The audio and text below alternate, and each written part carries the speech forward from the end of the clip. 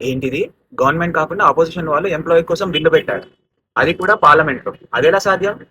అదేంటో తెలుసుకోవాలనుకుంటున్నారా? సో వినండి. పార్లమెంట్లో రెండు రకాల బిల్లులు ఉంటాయి. ఒకటి గవర్నమెంట్ బిల్, అది రూలింగ్ పార్టీ వాళ్ళు ప్రవేశపెడతారు. రెండోది ప్రైవేట్ మెంబర్ బిల్. ఇది వేరే ఇతర మెంబర్లు అపోజిషన్ పార్టీ వాళ్ళు ప్రవేశపెట్టొచ్చు.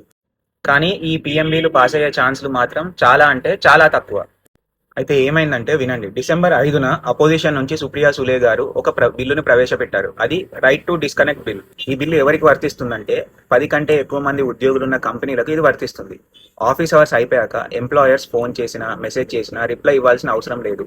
ఇలాంటి హక్కును ఉద్యోగులకు కల్పిస్తుంది.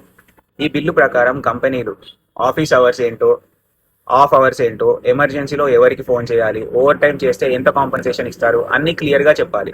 ఒకవేళ కంపెనీలు ఈ రూల్స్ పాటించకపోతే వాళ్ళు మొత్తం జీతం ఖర్చుల్లో 1% వరకు పెనాల్టీ కట్టాల్సి ఉంటుంది. బాగుంది కదా ఈ బిల్. కానీ ఇది పాస్ అవుతుందో లేదో చూడాలి. మరి దీనిపై మీ అభిప్రాయం ఏంటో కామెంట్